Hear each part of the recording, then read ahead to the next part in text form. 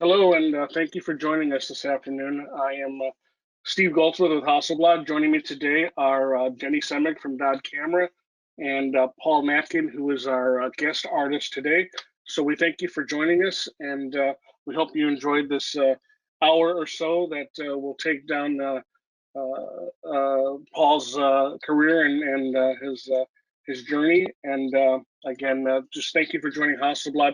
You may need to rearrange your screen a little bit to resize so you can see the PowerPoint presentation as well as our webcams. So I'll give you a second to do that. And you're muted by default. So if you have a question about anything, go ahead and type that into the chat and or the questions, and we'll try and get those answered for you during the webinar.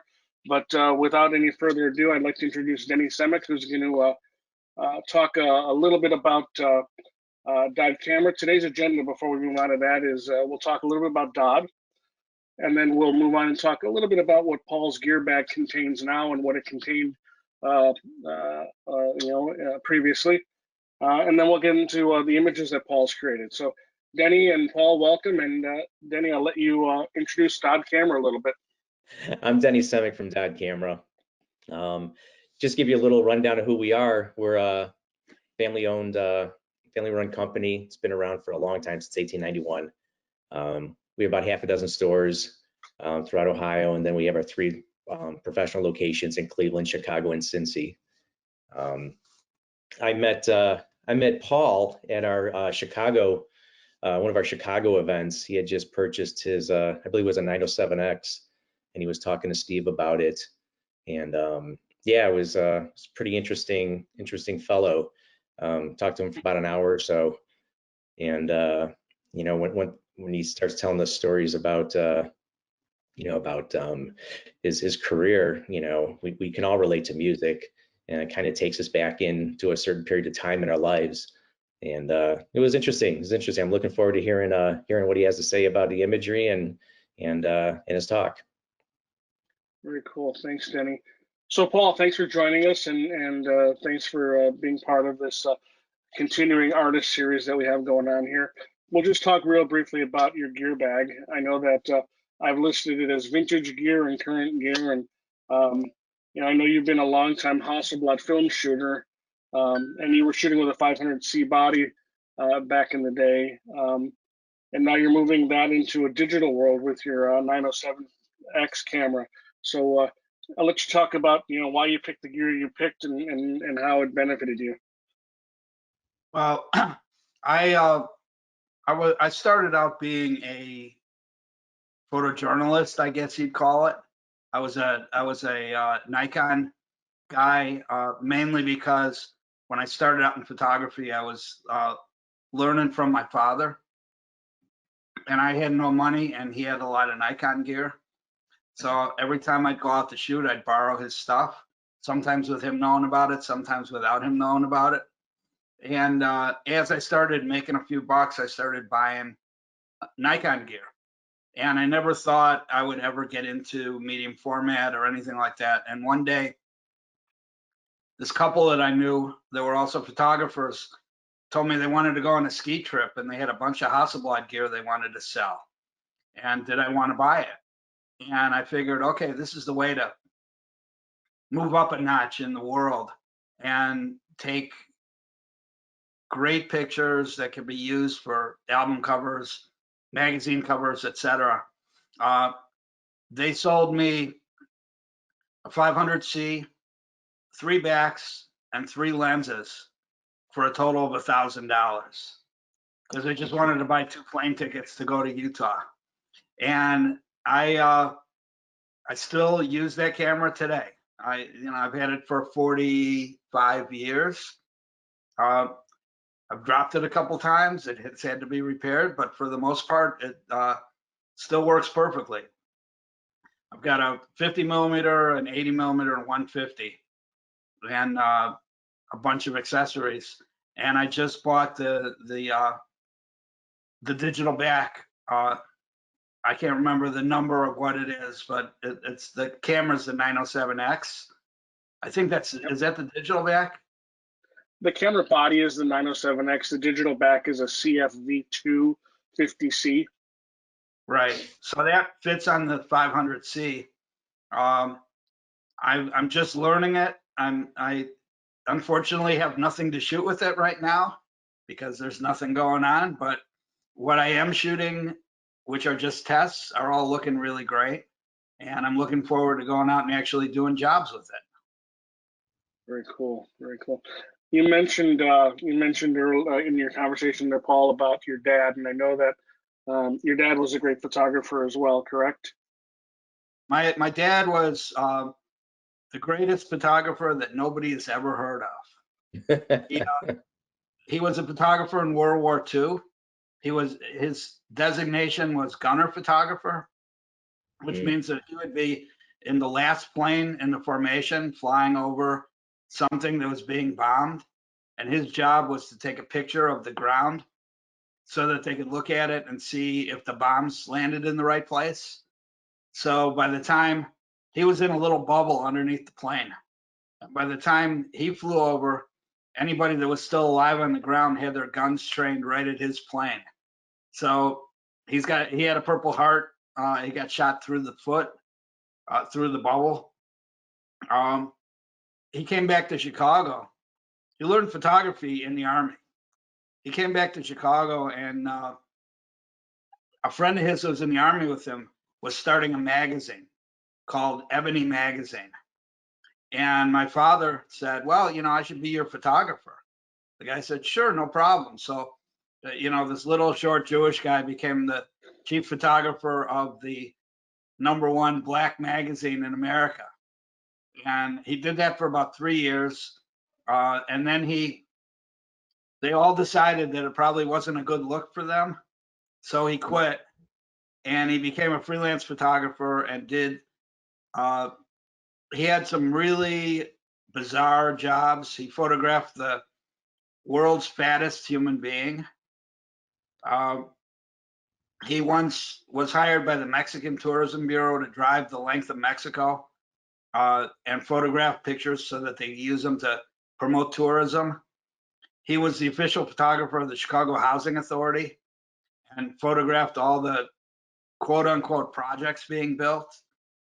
And when I was born, my mother said to him, if you want to be a father, you can't be on the road all the time. You have to be home. So he quit photography and he became a building contractor. And I always knew him as a building contractor who happened to have a darkroom in the basement and a bunch of cameras on a shelf and a bunch of prints of some really great pictures. So through my life, I always knew that, but I never knew what he was really all about until I was in college. And he kind of went, not officially, but unofficially bankrupt in the building business. And he decided to pick up a camera again. And this was 1971, I think it was. And he started calling all of his friends that he knew from back in the day.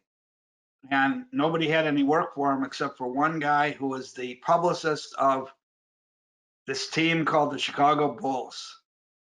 And they were pretty much flying under the radar in those days. No, they never sold out any games. Michael Jordan wasn't there yet. They were just, playing on the west side of Chicago, and nobody was coming to the games. So they gave him a pass and said, "Hey, if you get any good pictures, we'll buy them from you." And he came home the first day. This is the most important part of my whole story here. Came home the first night after the first game, and he said, "Okay, here's what happened. Went down there, got free parking, really big. Number 2, I got in for free, also really big. Number 3, I got a free meal in the press box, really good hot meal. And number 4, most important part, got to sit in the best seats in the house because you're sitting right on the court under the basket." And at that moment, I decided I wanted to be a photographer. And I said, "Okay, you got to take me to the next game and teach me how to take pictures." So he had a couple of cameras. Took me the next day, arranged for credentials for me. We walked in the place and we're standing on the court playing basketball with the Bulls players when they're warming up. And I didn't even know which end of the camera to look through.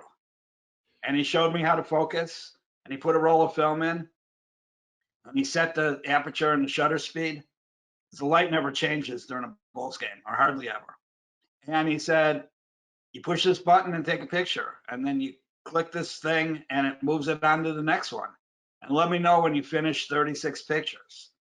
And that's how I became a photographer.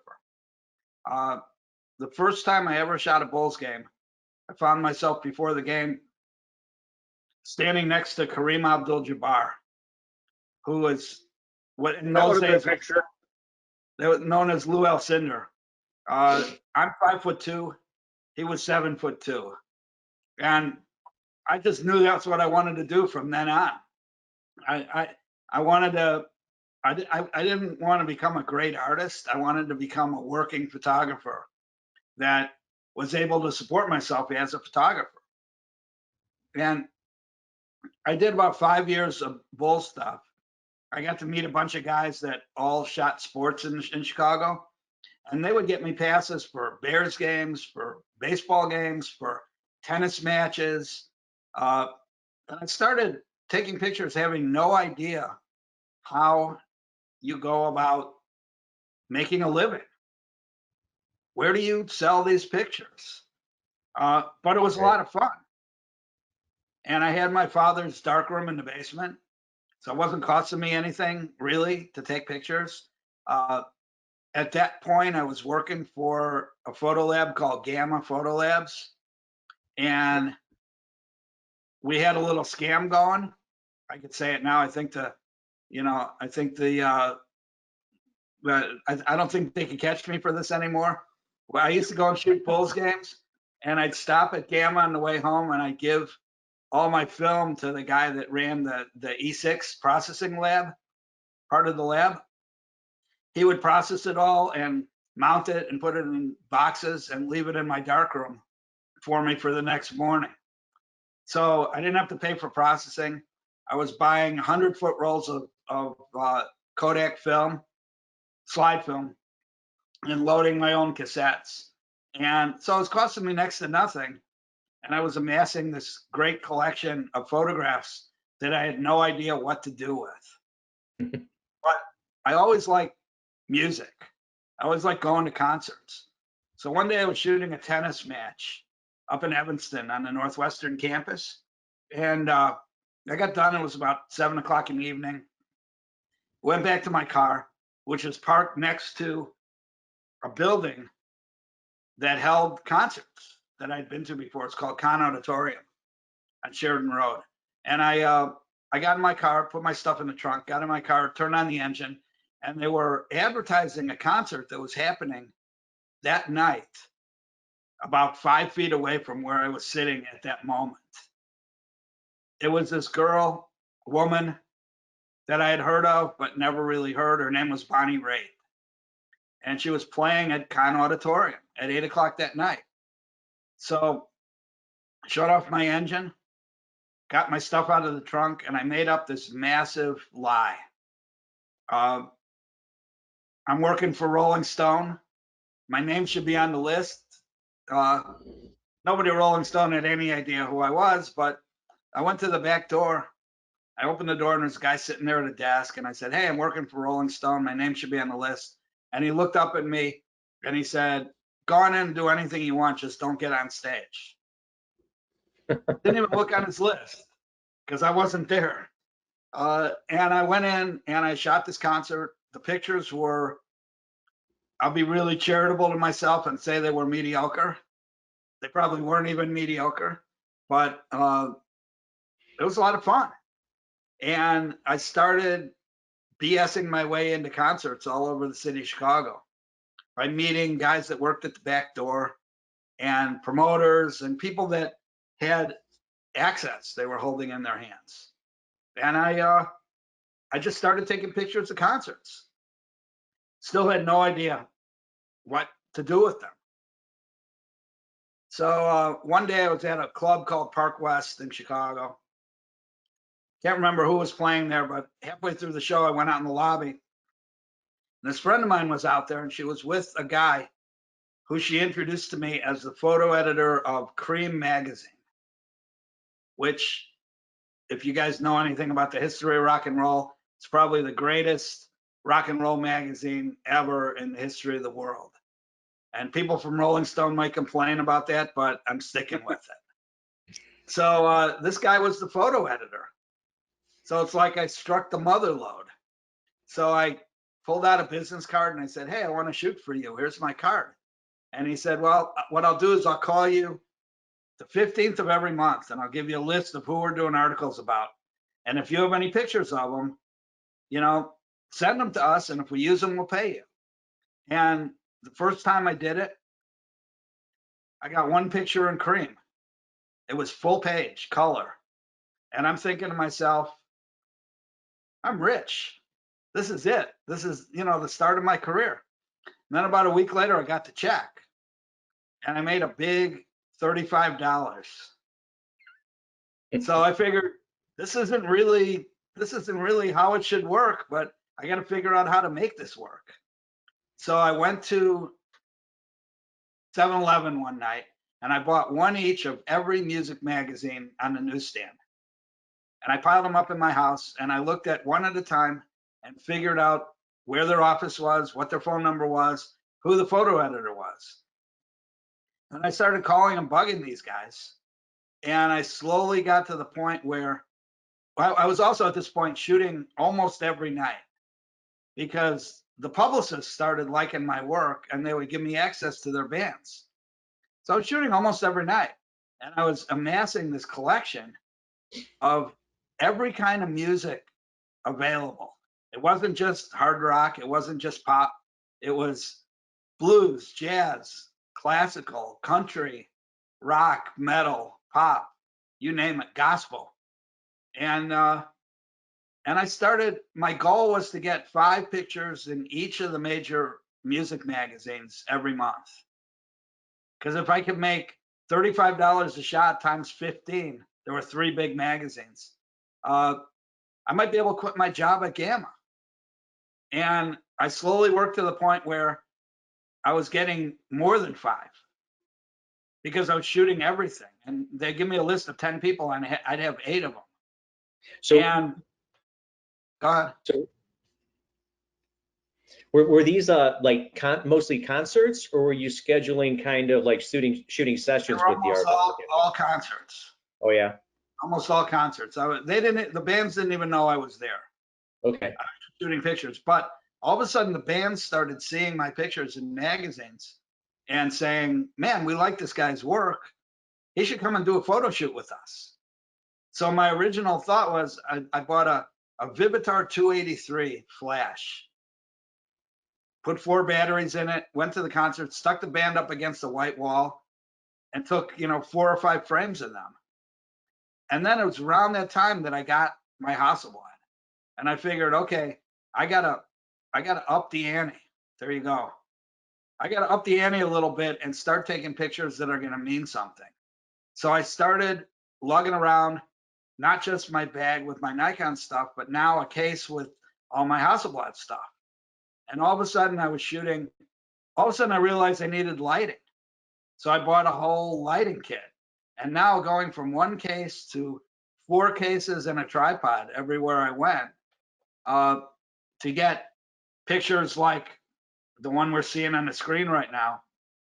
This was a case where the band, which is a band called Anthrax, loved my work. The first time I met them, I took a picture. I told them I was going to get their picture into Playboy magazine. And they thought I was lying to them. But they posed for me, and I got their picture in Playboy because they were one of my clients. And to this day, every time I see them, they introduce me as the guy that got us into Playboy the first time. So they called me up. They were in Chicago shooting a video with this band Public Enemy. That's Flavor Flav in the foreground and Chuck D in the background. It was a metal song called Bring the Noise. And they were doing this video, and they wanted me to come and hang out all day on the video shoot. And I did. At one point during lunch, I actually taught Flavor Flav how to make a lox and bagel sandwich. He didn't know what lox was. He was holding it up in his hand saying, "What is this?" And I showed him how to put cream cheese on the bagel and butter and lox and make a sandwich. And he has been forever grateful to me for that. Very cool. So I started bringing lighting to these shows, and the bands were freaked out because nobody was ever that elaborate with them. People were just sticking them up against the wall, but I was bringing backdrops. I can't tell you how many paper backdrops that I threw in the garbage backstage at venues because I had to carry them sticking out of the back of my car, and I didn't want to drive home that way at night, so I just threw the background away. But I would set up 2 or 3 or 4 lights, depending on the situation. The band would get ready. I'd go and I would shoot 3 rolls of 120 film, 2 rolls of color, 1 roll of black and white. I had 3 backs, 2 silver and 1 black. So the black one had the black and white filament. The 2 silver ones had the color in them. And I would shoot 36 frames in maybe 4 minutes. And they all love me because the one thing they hate more than anything else is having their picture taken. And if it can be done fast, they think it's great. This is a band called the Bangles, in case you don't know. I'll try to describe. Nothing much to say about this shot except that it went into magazines all over the world when they had that song "Walk Like an Egyptian," and they were big stars at that point. This is a band called the Beastie Boys, who I shot on the steps leading up to the stage at soundcheck. I set up 1 light, Hasselblad on a tripod, shot them. I knew them from a couple times in the past. They were very cooperative. They liked having their picture taken. They were usually a lot rowdier than this, but they were trying to behave themselves this time. This is a guy named Billy Ray Cyrus, who is now more known as Miley Cyrus's father. But at that point, he had this song out called "Achy Breaky Heart." And a country magazine asked me to spend a day with him. And the day started at the Pewaukee Airport, which is somewhere out in the northern suburbs. I don't even know what suburb it's in. But he flew in on a private jet to do a show at the Rosemont Horizon, and which is now the Allstate Arena. And I posed him on the steps of the jet to do a photo shoot. This ended up being the cover of the magazine. You know, I think that's the last time I ever saw him, because he kind of disappeared after that. You're not ever getting any kind of like art direction on these. You're just like going in there and totally There's nobody. I don't use assistants. Nobody gives me any direction. Except this shot right here, I actually used an assistant. This is a band called the Black Crowes. It's one of my favorite stories. I was on the Stones tour in 1989, and one of the guys on the tour was the keyboard player. His name was Chuck Leavell, and he was also in the Allman Brothers and famous keyboard player. And one night on the plane, he told me about this band whose record he had just played on. They were called the Black Crowes. And he said, if you see they're coming to your town, get a picture of them because they're going to be famous one day. So I saw they were coming to the Metro in Chicago, and I called up and asked for a photo shoot, and they agreed to give it to me. Most publicists would give me access whenever I needed it because they knew the pictures were going to go in a lot of magazines. So I called my friend Keith Van Horn, who anybody that's a sports fan probably knows that he was the starting right tackle for the Chicago Bears on their Super Bowl team. And he is 6'7" and about 325 pounds. So I asked him if he wanted to be my photo assistant. So we showed up at the Metro, we walked in the dressing room, and still to this day, whenever I'm hanging out with the Black Crowes, they talk about how I brought the biggest photo assistant they've ever seen in their life to the first shoot that they met me at. But this was just on the street behind the Metro, right off of Clark Street. And these guys, for the most part, didn't know how to pose. Rich kind of knew Chris with his hand up was the only real poser of the band. And I just told them to do their thing. And every time I took a picture, I'd say, okay, give me something a little different. And that usually somebody in the band would do something interesting and different each shot. And I get out of 3 rolls, I get maybe 8 shots that I liked. But there was very little direction that I gave. This was the 25th anniversary of Playboy magazine, and Fender Guitars made a Playboy guitar. That's the picture painted on the guitar is the famous picture of Marilyn Monroe laying on that red sheet. Right. And so I was hired by Playboy. They sent Jenny McCarthy to Buddy Guy's club to give him the first guitar. It was serial number 0001 that came off the assembly line. And I set up some lights and background. And Buddy's my friend. I've been photographing him for almost 40 years. So he's very cooperative. Jenny McCarthy obviously knows how to be photographed. Yeah, there's another shot of Buddy. But the funny part is Buddy had no idea who she was. She was just some cute blonde girl that was giving him a free guitar. Now he knows who she is. This is another shot I did of Buddy. Just a random photograph. He basically gives me whatever access I need all the time. I always look for interesting places to photograph guys. And one place I find backstage regularly is the empty truck that's waited to be loaded. Mm-hmm. It's been unloaded and stuff has been set up. And this is the inside the empty truck. This is a band called Damn Yankees. Jack Blades from Night Ranger, Tommy Shaw from Styx, drummer whose name I can't remember, and Ted Nugent are Damn Yankees. And they were, I was friends with Night Ranger and Styx for a long time. And those guys, Tommy and Jack, always gave me whatever access I needed. And Ted just went along with what everybody else did. Although I knew his mom pretty well.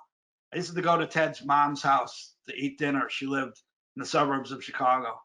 And we'd always eat something that Ted had killed. And he'd always have a picture of himself standing with the carcass out in the woods. Nice. This is Dave Matthews in his backyard in Seattle, Washington. I worked for many years for an organization called Farm Aid, which is Willie Nelson's organization. And in 2001, I think it was, we did a book on the history of Farm Aid. And we had to go, the 4 main guys of Farm Aid are Willie, Neil Young, Dave Matthews, and John Mellencamp. So I had to go and do a portrait of each one of them in their homes. So I went down to Indiana, shot Mellencamp. I went to Northern California and shot Neil. Went to Austin, Texas, shot Willie, and I went to Seattle and shot Dave. And this was the shot that ended up being in the book. This was after he took us out in his car to go and get organic donuts, which were really good. Organic donuts. Okay. This is Depeche Mode, who back in the day of those English pop bands, I became known as, when you come to Chicago, you're going to get photographed by this guy. And it was like a regular thing. Whoever they were, I would show up, I'd set up a backdrop. I usually used a pretty innocuous background because it's the guys I was shooting, it wasn't the background. So all that was a gray piece of background paper taped to the wall and, you know, probably 3 lights. And once again, I set it all up ahead of time, got stand-ins to play them while I did Polaroids to check it out. And then they showed up, they sat down, shot 3 rolls, they're done.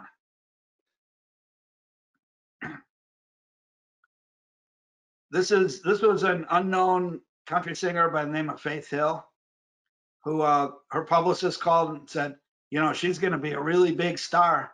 You should come down to Nashville. We'll give you a whole afternoon with her. And they rented out the lobby of a hotel called the Hermitage Hotel in Nashville. It's an old hotel.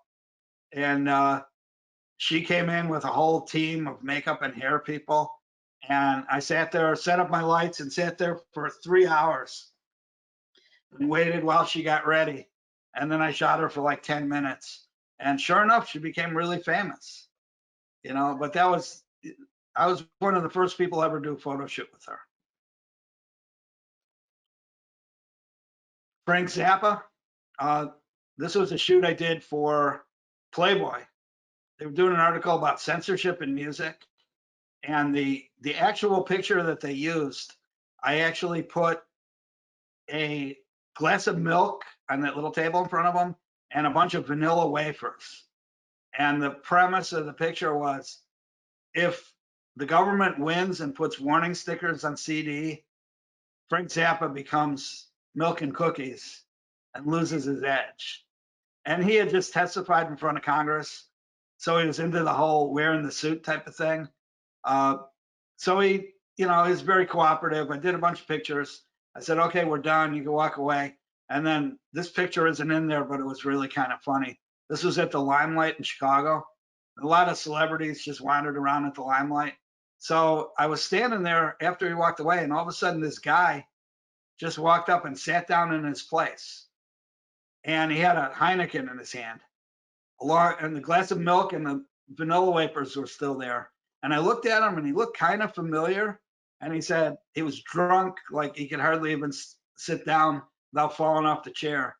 And he said, take my picture. And I took a couple pictures of him, and he left. And I turned to somebody and I said, hey, who was that? And they said, oh, that was Rob Lowe.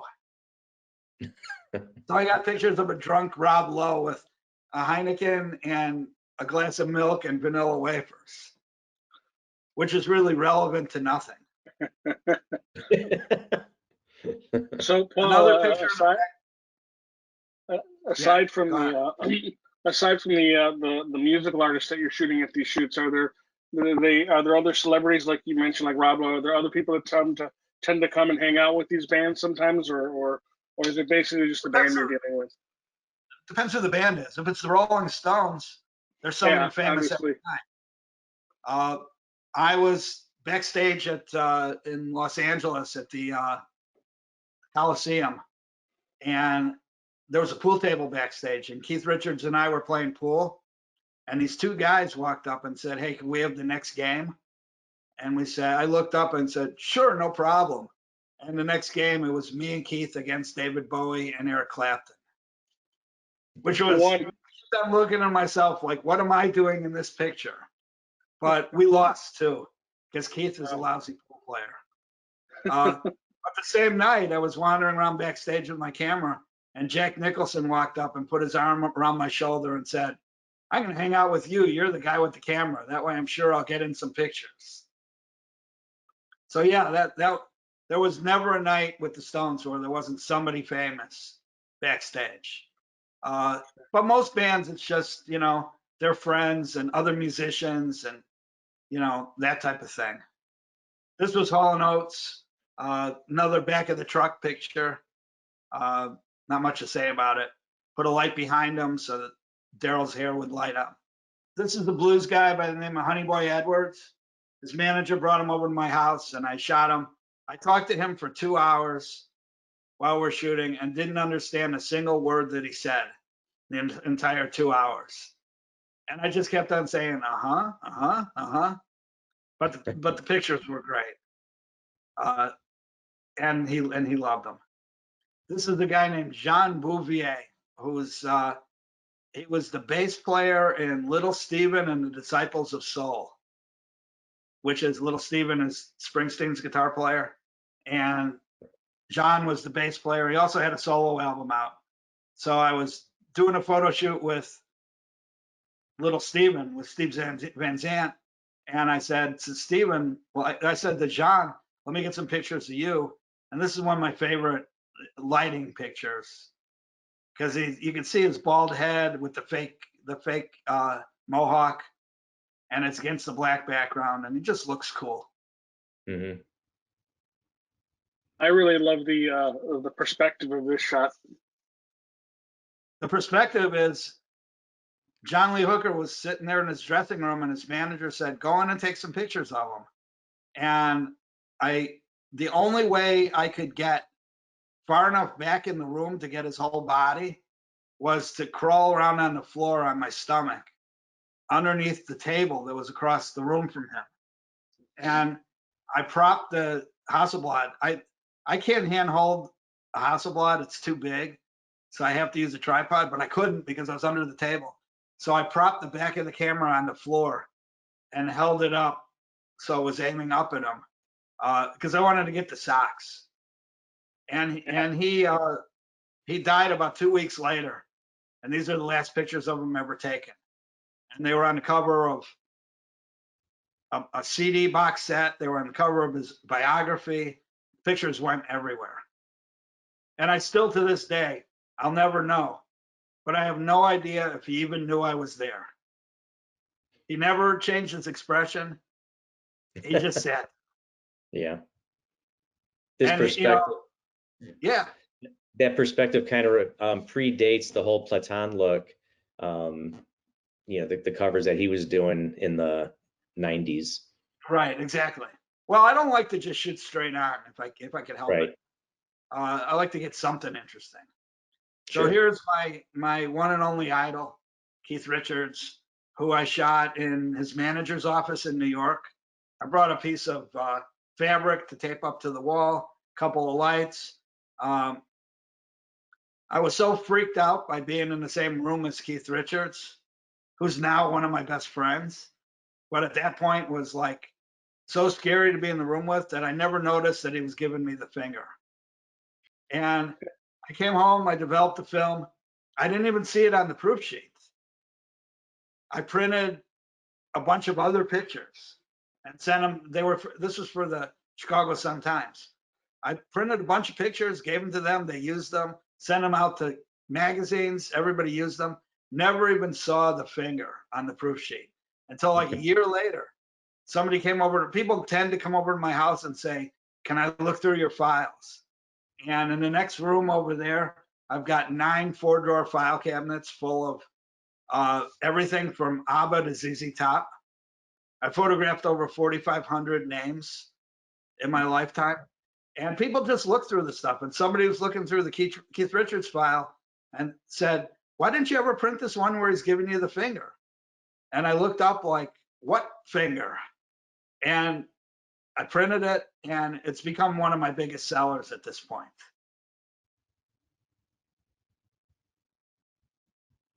This was a little band that was opening a show for Ozzy Osbourne. They were called Metallica. And I was doing a photo shoot with Ozzy, and he was running late. And I saw these guys roaming around backstage, and I said, "Hey, guys, while I'm waiting, can you come in and I'll take some pictures of you?" And in those days, they would do anything for anybody. They would just like, "Yeah, sure, no problem." And they walked in, took these pictures. Cliff, the bass player, the guy in the far left, eventually died in a bus crash. They're still going strong. These pictures still sell because people still do articles about Cliff. And it was just a lucky accident. And then Ozzy walked in and they left. And that was the end of it.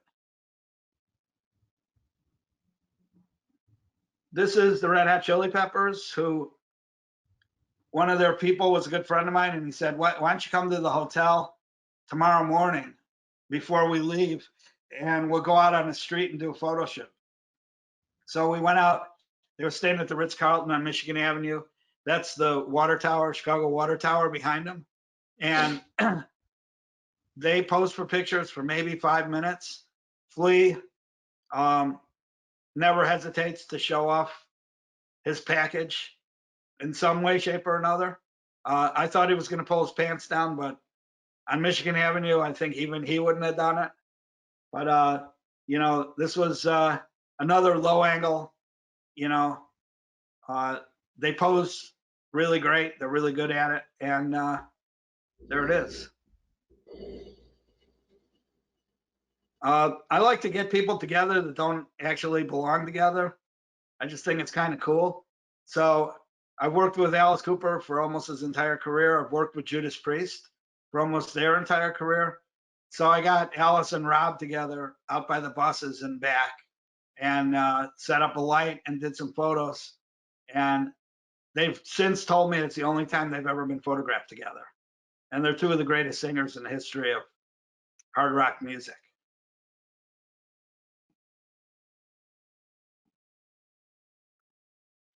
This is a guy named Steve Earle, who's one of my best friends in the business.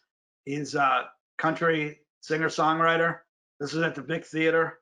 And I kind of know every good location in every venue in Chicago, but I'm kind of running out because I've used all of them like 10 times a piece. So I try to light them a little different. So I put a light up at the top of the stairs to kind of get some weird lighting behind them. And just to make it look different from the other 9 times that I shot people on that staircase. Yeah, the lighting certainly stands out on that one. A little bit different. I like it. Yeah, just to make it look different. This is Tim McGraw, who this was backstage at the Allstate Arena, Rosemont Horizon, whatever it was called in those days. And I've got these muslin backgrounds that are really long, 9 feet wide by about 20 feet long. So I have the guy, before he sits down, I turn a chair backwards and I drape the background over the chair and over the back of the chair. So it looks like they're leaning on something. But Tim McGraw, very famous, but he has absolutely no personality. And I shot 3 rolls of film and every picture looked exactly alike. And I couldn't get him to do anything. He just gave me the Tim McGraw look. But it worked. As long as you can see his eyes. As long as you can see his eyes underneath the hand. The thing that I like about this series that we're going through with you, Paul, is these are obviously classic Hasselblad, so everything is square. And we don't, in these days, we don't see that a lot, so it's really been interesting to watch as the progression goes through these of how we see in squares. And I like that perspective. And I don't crop at all. So, I mean, what you see is what I saw through the camera. So this is Van Halen with the late, great Eddie Van Halen.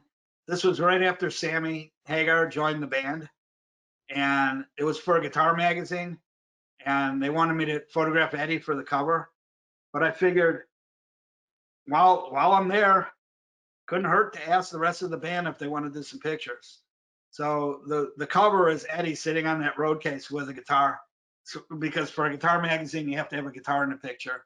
And then the other guys were just roaming around. So I said to Eddie, hey, get the rest of the guys in here. And he just yelled over to them. They all came over. I shot some pictures and, the rest is history.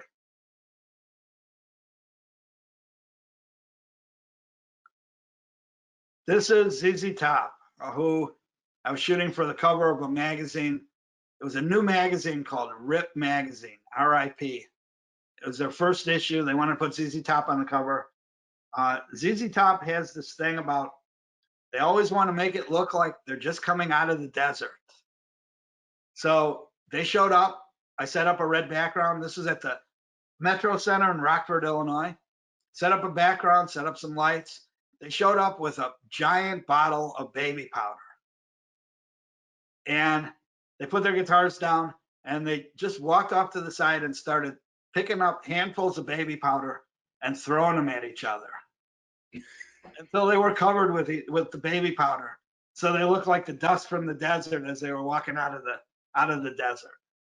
And they're one of my favorite bands to photograph, both on and off stage. They're just like classic rock and rollers.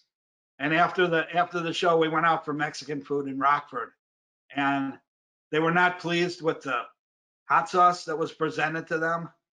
So each guy pulled a bottle of hot sauce out of his pocket because they always carry hot sauce with them just in case. Nice. You never know, right? So you never know. You never know. So this series of photos we've just looked at, Paul, are your for lack of a better term, your posed, cover shots and things like that. We're gonna look at some live concert. Wait, go back 1 second. I would, back from the days when I used to just shoot with the flash against the wall, I would go and bring all that stuff, even if I didn't have an assignment.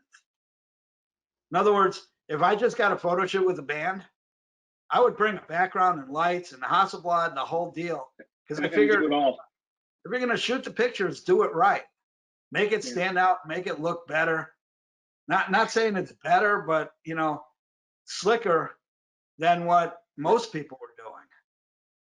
Sure. So they're not all right. So as I was saying, now we're going to look at some live concert stuff. And my question for you would be, do you enjoy shooting the live concert more than the staged shots, or vice versa? Or are they equally as interesting to you? And you know, with the pose shots, you get to be a little more creative in what you're creating the imagery, whereas with the concert shot, you're capturing the live venue. So do you have a preference of one over the other? You use the word creative. I use the word control. And when I'm shooting a portrait, I have some kind of control, not always. Live concerts, I have nothing. I just stand there and wait for them to do something. Sometimes I get real lucky. This is what I think is the best picture I ever took in my life. And it's a totally inconsequential band. They're called Atlas Genius. They're an Australian three-piece pop band that was playing at the House of Blues. And at one point, right at the end of the show, the guitar player climbed up on the bass drum. And one of my basic rules of photography, if somebody climbs up on something, how are they going to get down? They have to jump. And if they jump, you have to be ready for it. And I was ready for it. And I knew I got the picture as soon as I shot it.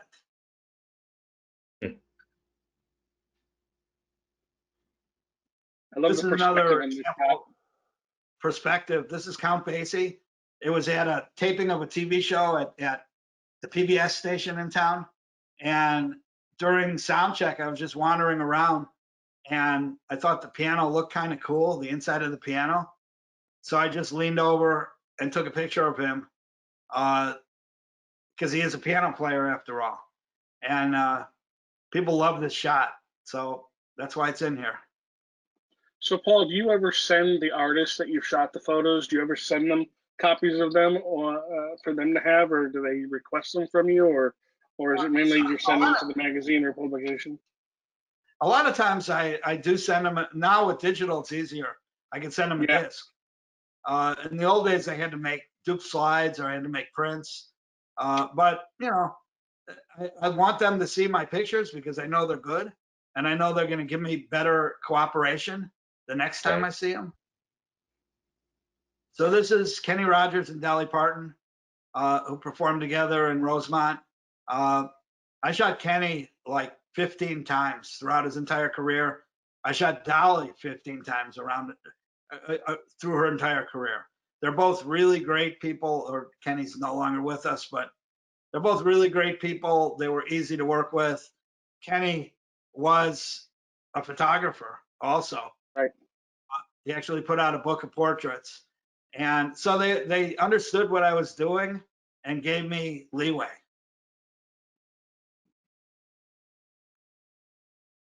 This was the Holy Trinity. This was the last picture ever of Frank Sinatra, Dean Martin, Sammy Davis Jr. all together on stage. And it was at the Chicago Theater in Chicago. And after the show, they went back to the hotel and fired Dean because he was too drunk on stage and couldn't read the teleprompter. So this was the last show they ever did together. And I was lucky enough to be able to shoot that. Some classics. Classic guys. Yep. This is a new blues guy, not so new anymore, but blues guy named Gary Clark Jr., who I shot at Farm Aid up in upstate New York about 5 years ago. And he's one of those guys that when he starts out the set, he's really boring. But as the show goes along, he gets inspired. And by the end of the show, he's totally into it. So usually when I shoot him, I don't even shoot the first half of the show. I just sit down and watch the show and wait for him. And I know eventually he's going to give me something like this. Keith Richards on one of his solo tours. He is my favorite subject of all time. No matter what he does, he's great. It's great to photograph. His poses on stage, his facial expressions. The only thing I can say that everything he does is perfect. You'd be blind and get great pictures of him. This is amazing. This is the most famous picture I ever took in my life. And it was kind of an accident, sort of. I wasn't even supposed to be there. I went to that show to photograph the keyboard player in the band. And the keyboard player played up in a castle on the back of the stage, the back wall of the stage. She couldn't see him during the show. So the publicist said, why don't you come to sound check and go up there in the turret with them and take some pictures of them. So I thought that was great because it was the same day as the Super Bowl in 1982. And I've never missed watching a Super Bowl. And I didn't want to miss this one. So I went at sound check, took the pictures of Don, the keyboard player, and packed up my stuff and got ready to leave. And the publicist walked out and he says, where are you going? And I didn't want to say to him, like, the Super Bowl is more important than Ozzy Osbourne. But kind of what I wanted to say. And he said, well, I know you're going to go and watch the football game. And I said, yeah, really, that's what I was planning on. He says, why don't you come backstage and have dinner with us? We're all going to watch it backstage and then stay and shoot the show. So I watched the Super Bowl with Ozzy Osbourne and his band. And then I went out to shoot the show. I didn't even know who Randy Rhoads was, the guitar player. But he looked kind of cool. So I just started taking some pictures of him. He's like 5 feet tall, running around like crazy. And at one point, out of the corner of my eye, I saw Ozzy walking toward Randy. So I figured, okay, I'm going to grab a camera that has a wide angle lens on it because I want to get them both in the shot. I figured they'd stand next to each other and I get a shot of them together. And Ozzy walked up behind Randy and picked him up in the air. And I quickly switched the camera to vertical, took 2 frames. And this is one of them. And this is my biggest selling photograph of all time. And this is the one that every guitar player and every heavy metal band on planet Earth, when they see this, they'll do anything I want them to do. They'll stand on their heads and take their clothes off if I ask them to do it. Because I'm the guy that shot the picture of Ozzy and Randy. And Randy died in a plane crash like a month later. And there are, as far as I know, there are only 3 photographers that ever photographed him on stage. And this is the best picture of them all. So it's been on almost everything you can imagine, including, if I look around my computer, I have a snowboard on the wall with this picture on the snowboard that they made a limited edition snowboard and sold 1,000 copies of it. And I got $2 a snowboard. It's been on magazine covers. What? Do you prefer black and white or color? I could have made twice the money if I would have shot that in color. But I grabbed the camera with the 35mm lens on it, and it happened to be the one that had black and white film in it. Same thing with this one. I needed wide angle. I didn't have time to change lenses. I wasn't using zooms at the time. So these are 2 of my greatest pictures, and they're both black and white. I would make a whole lot more money if they were in color, but you know, doesn't negate the fact that I think they're great pictures. Mm-hmm. Well, here's one in color. Yeah. Well, it got to the point throughout my career, I started out, if I shot 10 rolls of black and white, I'd shoot 1 roll of color. And it slowly turned around to the point where maybe mid 80s, I would shoot 10 rolls of color and 1 roll of black and white. And then I figured, why am I shooting black and white? and I would shoot. At one point I just switched to all color. So I shot Prince a bunch of times, and in 1984, June of '84, his publicist called me from New York and said, do you want to go to Minneapolis and shoot his birthday party, June 7th, 1984. He's going to play for an hour and a half. He's got a record coming out and a movie coming out. They're both called Purple Rain. And you might be able to make some money off these pictures. So I figured it's probably going to be 100 photographers there, but it was only $100 round trip to Minneapolis on Midwest Airlines, the late great Midwest Airlines. Yep. So I bought a plane ticket, got in a cab when I got there, went to the club to find out that I was the only photographer allowed in the building that night. And I staked out a position in front of the stage. He came out on stage. He posed for me the whole night. I shot 20 rolls of film, all color. Got home the next day, processed it, sent it out to magazines all over the world.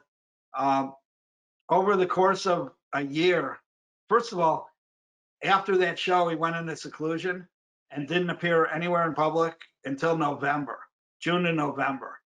Movie came out, went to #1. The record came out, went to #1.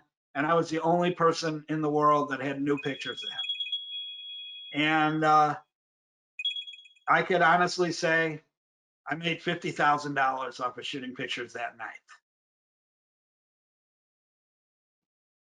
And then he went out on tour, and I shot like 10 shows on his tour and made even more money and got great pictures. Another one where you got to be ready when the guy jumps in the air.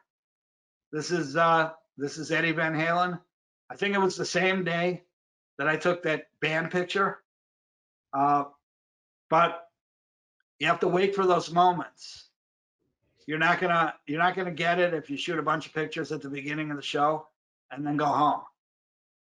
You got to stand there with the camera in your hand, ready to go, and hope that something like this happens.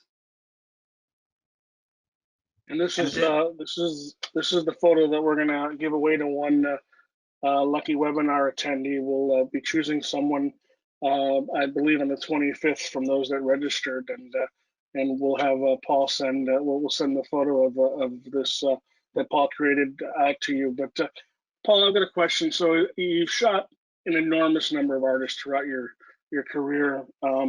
Is there someone you haven't shot yet that you still are desiring? Is there someone that just has been elusive for your whole career that you haven't gotten to do to work with? Believe it or not, no. There are people that I didn't shoot in the day that I should have, but I wasn't really established enough. It always bothers me that I never shot pictures of Jimi Hendrix, never shot pictures of Janis Joplin, never shot pictures of Led Zeppelin, Elvis Presley, all for obvious reasons, not going to happen anymore. But bands today are, I don't mean to speak ill of them, but they're kind of negligible. They usually have a 2-year career and they're never heard of again. If they have a long career, they'll usually let me shoot what I want because they're smart enough to know that it's valuable to them. But I don't go out of my way to try to get photo access to a band that's playing at the Metro that's probably never going to tour again for the rest of their lives. I know that sounds harsh, but it's kind of the way it is. I think music to a degree, like photography, has become commoditized to an extent. Well, the biggest problem, and this is the equivalent to kids with Napster and with file sharing. Photographs aren't worth anything anymore. I'm with Getty. They represent me, and I'll find images on my sales report where I made $1,000, but I'll find more images where I made under $2. And the way I look at it, first of all, with digital, it doesn't cost me anything to go to these shows, which is great, but it costs $54 to park downtown Chicago.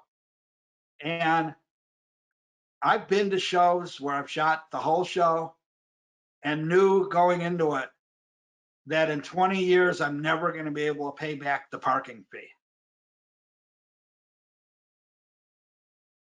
And it becomes like, I don't know if this is the right terminology, but it becomes kind of a zero sum, type of situation.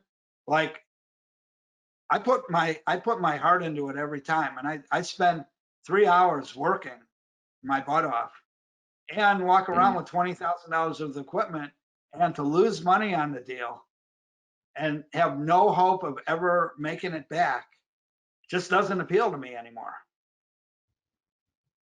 So along those lines, is there an artist or some group that if you never made a dime on them, that you would go and shoot at every opportunity you had? And it wasn't about the money that you were making off it, it was the experience of being with that individual or that group or that artist. Oh, with groups, it's always the Rolling Stones. I've done 2 tours as their tour photographer. One of them in 1989, I was on the road with them for 3.5 months. One in 94, I was on the road with them for 2 months. I've done 2 of Keith Richards, both of his solo tours. Spent a month on the road with them each time. If they called me this afternoon and said, be in Boston tomorrow morning, as soon as I get hung up from this call, I'd be packing my bags. And that's happened there have been several times when the call from the Stones has started out with the line, what are you doing tomorrow? And I've packed up my stuff and went somewhere and ended up being gone from my home for 2 months. So I'll follow them anywhere. Individuals, it has to be Buddy Guy, who's my friend. It's a great guy. He plays in January of every year, not this year coming up, more than likely, but up till last January, he has a club in Chicago and he plays for 16 nights in January. And he plays Thursday through Sunday, all 4 weeks of January. And I go to every one of them. The last thing I need are more pictures of Buddy Guy, because I have about 10,000 of them. But he wears a different suit every night. He actually, at the end of December, he goes into his closet and he picks out 16 suits and he lines them up in his closet. So he has a new one every night. Some of them are really ugly. Some of them are really great.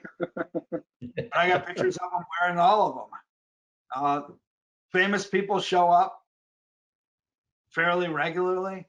I got pictures of him with the Stones. I got pictures of him with the president of the Czech Republic, who just showed up one night because he's a big blues fan. But even if nobody shows up, David Bowie once showed up and got up on stage with him. Even if it's just him, he's such a great performer that I never get tired of it. Mm-hmm. Very cool. Very cool. So I guess the one other question I have is you've seen the music business, the music industry through decades of your capturing those memories. What's your take on the current situation in the music industry and bands today, or artists today? Well, right now there is no music industry. There's no place for bands to play. There's no place that will allow crowds. So, if you don't have a crowd, it doesn't make any sense to play. A lot of bands that are doing Zoom concerts, and it's just not the same. Right. Some guy in his basement playing an acoustic guitar is just not going to really cut it. I'm not sure if most of it is going to come back. I don't think it's ever going to come back. All the little clubs in Chicago are on the verge of going bankrupt, and there's really no end in sight.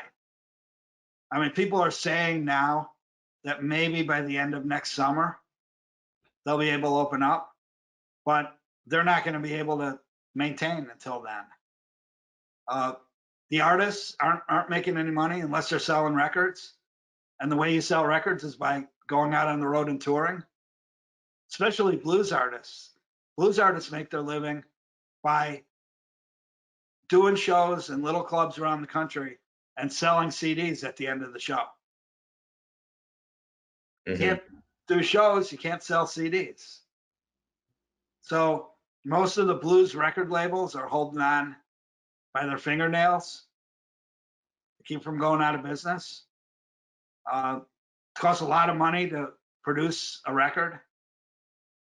And if you used to be able to sell 20,000 copies of it, now you can only sell 5.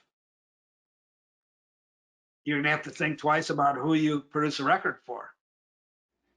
Yeah, I think So, a lot of the industries are looking for ways to reinvent themselves, basically in the new climate. I hope to be optimistic and think that many will adapt. But yeah, we just don't know yet. well, when it comes to the photography part of it, at least in my industry, that's a whole nother can of worms because there are no publications anymore. I used to go into 7-Eleven and there'd be a whole rack of magazines. Now there's about a quarter of those, and most of them are not paying for pictures. In other words, they do an article about Van Halen.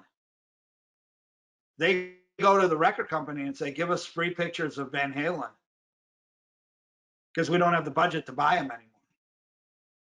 So I look at my sales report from Getty, and more than half of my sales every month are under $2 a sale, my share. And it's because it's the only way they can sell pictures is by heavily discounting everything. Nobody wants to pay for anything anymore.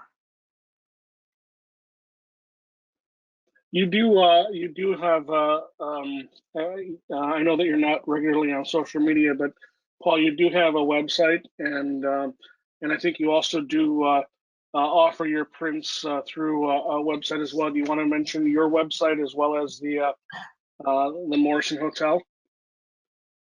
Well, mine is www.natkin.net, N-E-T.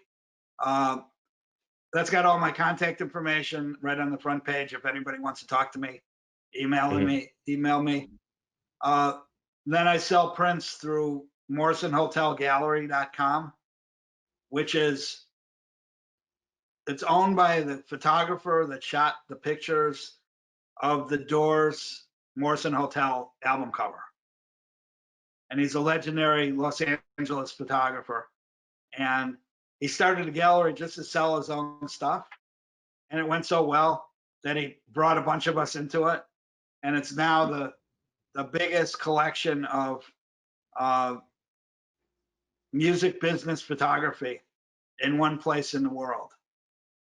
And the only thing I would suggest to anybody that's looking at it is before you look at that site, take your wallet out of your pocket and give it to somebody and tell them not to give it back to you, because you'll find something on every page that you're going to want to spend money on. It's one of the most amazing sites you'll ever see in your life. I have to check this out. And it's all searchable. Yeah, Cool. MorrisonHotelGallery.com. Awesome. Paul, I want Nice. to thank you for your time today. I thank you for sharing your vision, sharing the stories, sharing your life as a photographer with us. I know that, I've known you for a while from previous things as well. And again, just thank you so much for giving us and Dodd Camera the time to do a little retrospective on the music industry and how it's changed and where, unfortunately, it might be headed. So we definitely thank you so much for sharing your imagery and yourself with us. Again, for those that are listening out there, we will be picking a winner. We will be picking a winner for this Eddie Van Halen print, and we'll get it out to you once we've got that done. It'll be picked by random. So Danny, thanks to Dodd Camera for helping us with this and co-hosting it. Pleasure. And definitely, it was a pleasure to do this and spend this hour with you guys. And Paul, again, I will see you sometime in the city. You got it. Take care. Thanks so much for everyone. Hope you enjoyed, and don't forget to check out Hasselblad.com events page to see what our upcoming webinars we have coming up. We try to do them on a regular basis. And again, thanks so much for joining us today. Have a wonderful afternoon.